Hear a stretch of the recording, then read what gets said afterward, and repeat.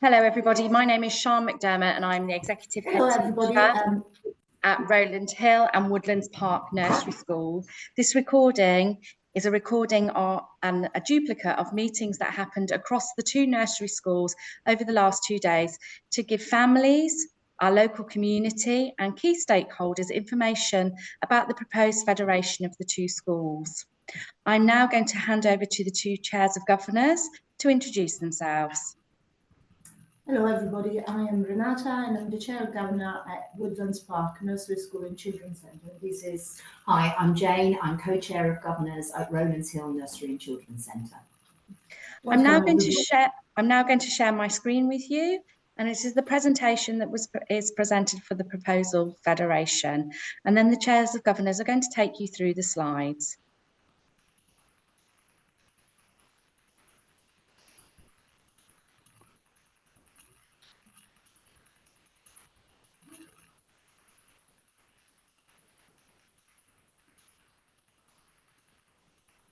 Okay, I'm going to pass over to Renata and Jane to take you through the slides now. Thank you, Sian. So we're here to consult with parents, partner agencies, staff and the wider community on a proposal to federate Woodlands Park Nursery School and Children's Centre and Rowland Hill Nursery School and Children's Centre. So we will try and explain what a federation is, what it means for the schools, what it means for the parents, for the children and the community, and what changes will happen, and then we will leave you with the two key questions to which we'd like an answer. Next slide, please. So a federation, what is a federation? It's really bringing together two or more schools and making sure these two or more schools are managed together, but they maintain and they retain their identity, they retain their name, they retain their ethos, so that actually the changes that parents, families, children experience in this process are very limited. And the ethos is about working in collaboration and cooperation. And you might have heard of infant and junior schools that have federated in the past. And that, again, that is about bringing everybody in line and ensuring that the two parts of the school are working together. In this case, it's ensuring the two nursery schools, they have already a very similar ethos and they're working from the same curriculum, are working closer together. Next slide, please. Benefits. Okay, so these are the things that we're hoping that will be the positive benefits of working more closely together. So we looking for improved outcomes for children through collaboration, staff flexibility, and the sharing of expertise and skilled practitioners, which means that staff already have been working together across both of the settings. Staff that have got similar roles have been working together, sharing ideas, and then hopefully bringing those back to the individual settings. Yeah, and also obviously we want to have a coordination of services, develop services together and activities together, and do that to meet the needs of the local community together, improving opportunities for staff, really to improve retention and recruitment of staff. So this is also about learning development of staff, not just learning and development of children. And we also want to future-proof both of the nursery schools. So obviously we're living in a very uncertain financial and also political climate. So we believe that we're stronger together, and we hope that by working together, we will be able to see the nursery schools into years ahead. And in that respect, having a single governing body that leads both schools and has oversight over the two schools is really quite a key driver for this federation, so that actually we are going down the same direction and the same path, and we're speaking with one voice. Yeah. Next slide, please. So now this is the question, what changes, Mhm. particularly for the families, staff, partners? I mean, what we don't expect any major No. changes, as it says on this slide, in terms of day-to-day basis, the routines that the children experience in the schools, what they're learning, the staff, Yeah, the key yeah. person. We're not expecting any change as a result of this federation in that sense. There might be operational changes just to streamline policies, procedures, and day-to-day operation. There will definitely more joint training, more joint opportunity to learn for staff, which I think as governors we believe is a really good development.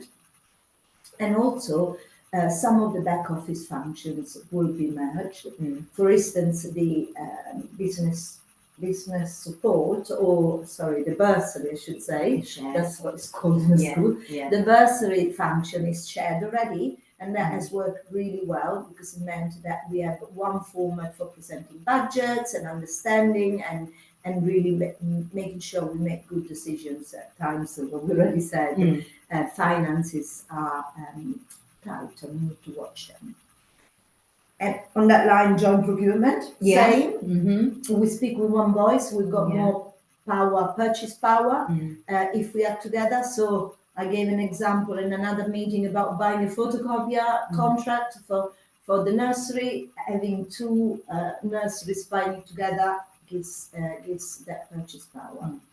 And one of the biggest changes is that there'll be one governing body. So after the consultation, the existing governing bodies of each school will be dissolved and one governing body will be created. Obviously, if the result of the consultation is that we are federated. Positive, yeah. Next slide, please. So that's what the governing body is going to look like. Yeah. So we still have a full governing body and two committees. One that is the very, very, very fun resource committee, dealing with all the resources, human resources, as well as financial resources, so staff, health and safety, and premises. And then the curriculum, safeguarding and well-being, dealing with really the key element of what the schools are delivering. And the governing body will have two parent governors, and we anticipated one per each school. The executive head teacher will sit in the governing body. One staff governor, so we will have to make sure that at the end of each mandate we swap the staff governor between the two schools.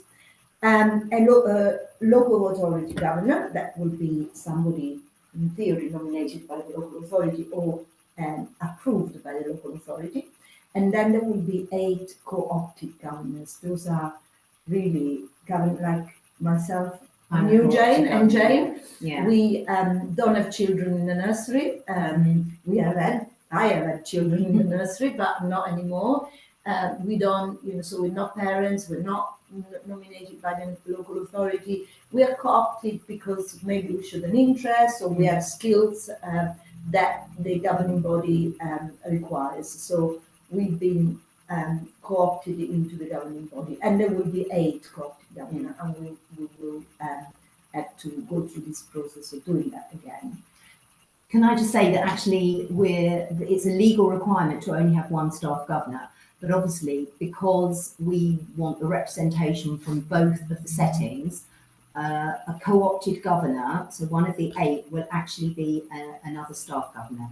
So actually that will mean that both of the settings are represented. So although it's only a legal requirement to have one staff governor, we actually will have 2, but one of those staff governors will come from the co-opted governors. But it will go through, people will put themselves forward, and then it will go through a voting procedure.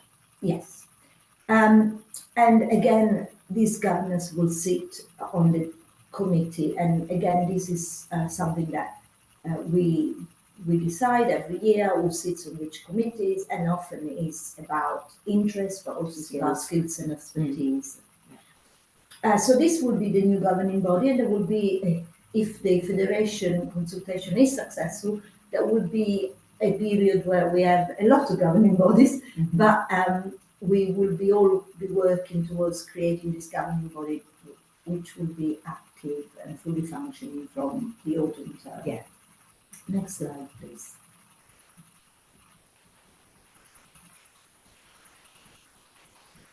Ooh.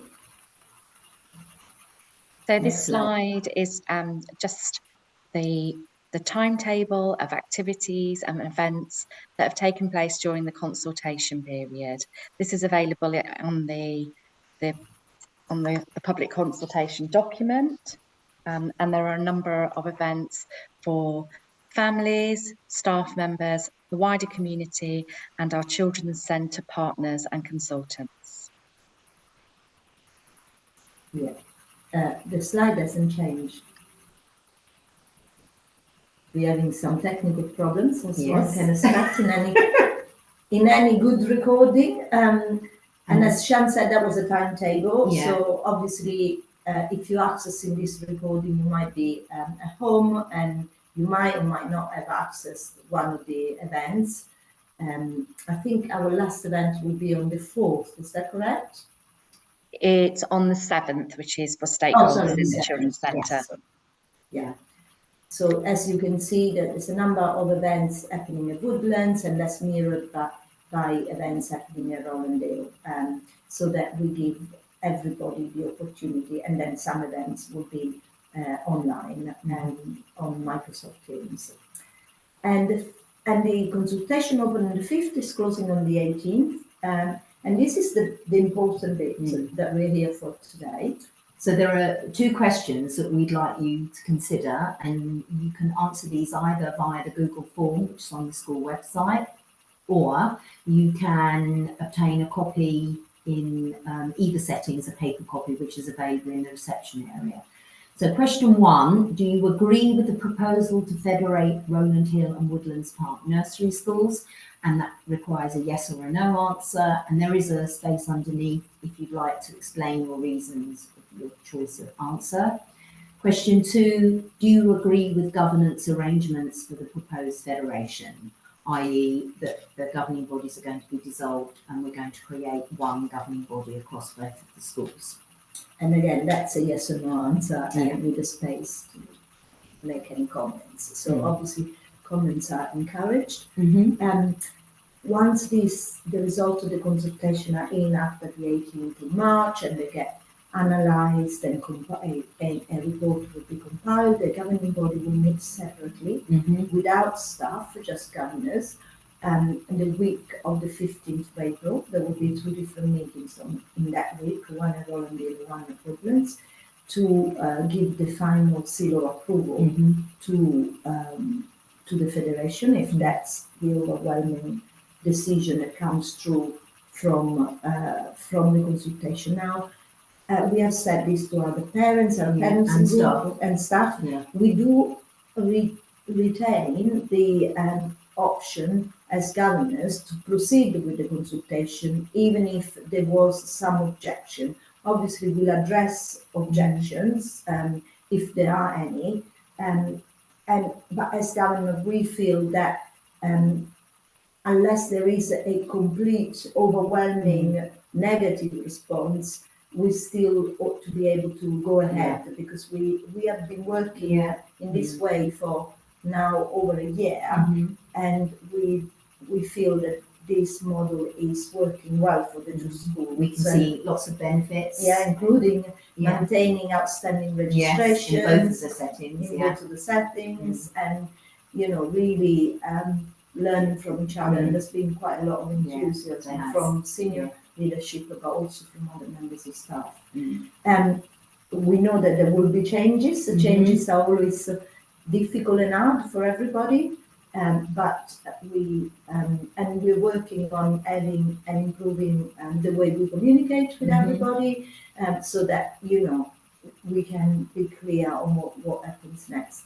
So final decision will happen in April, and then there will be a lot of work for us to do. And from September, the 2 schools will be, if that's the decision, they will be fully federated. Thank you very much, everybody. Thank you very much for listening.